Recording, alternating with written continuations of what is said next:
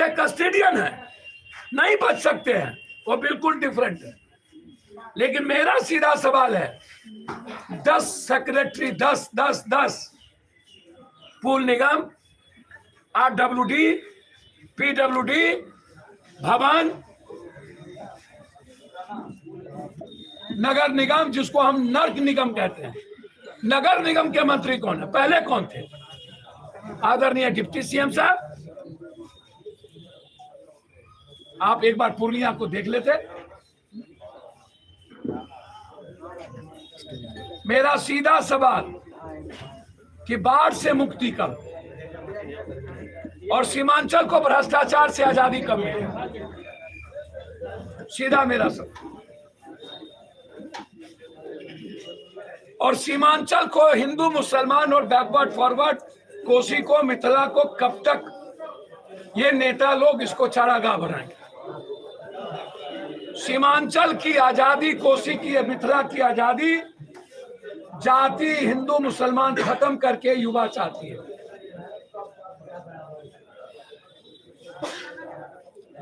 और सीधा यदि आप सीमांचल, मिथिला, कोसी को इसी तरह आप लात मारते रहे और हिंदू मुसलमान का औजार बनाते रहे, तो सीमांचल एक अलग राज का डिमांड पप्पू यादव को, ये मैं आपको बता दिया। तब मैं आपको छोड़ूंगा नहीं।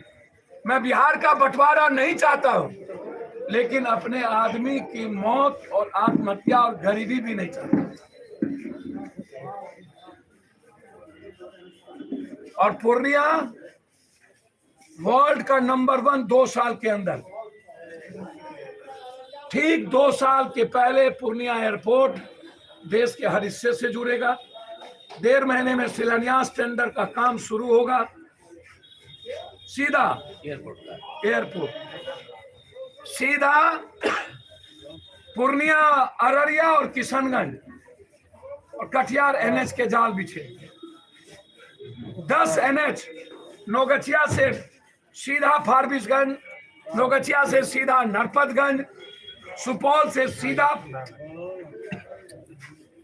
किशनगंज,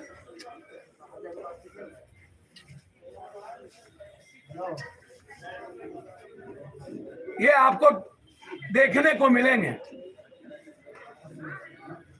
इसलिए मेरा एक ही लक्ष्य है,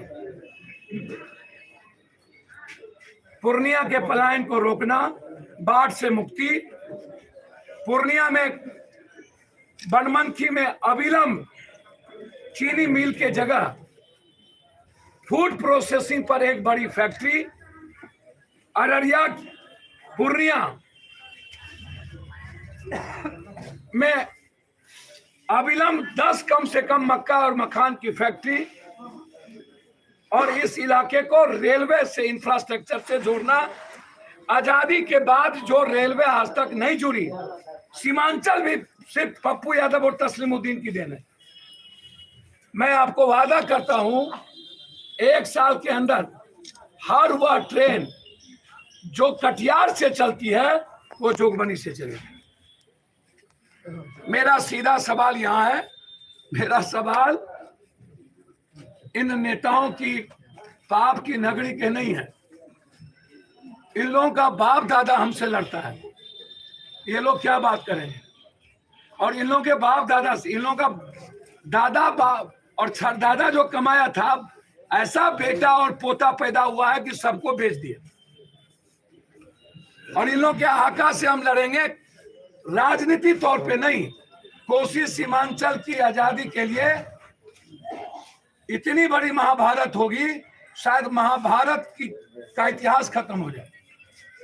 आप बेफिक्र रहिए, मैं यहाँ सिर्फ अररिया को ये विश्वास दिलाने आया था कि उनको मेडिकल पर बोझ नहीं पड़ेंगे, उनकी पूरी जांच पप्पू यादव की तरफ से गरीब का फ्री होगा, उनका इलाज मिनिमाइज होगा, 1 महीने के पहले कोई फीस नहीं होगी, जिसकी शुरुआत मैं पूर्णिया से 2 महीने के बाद आग्रह कर रहा हूं।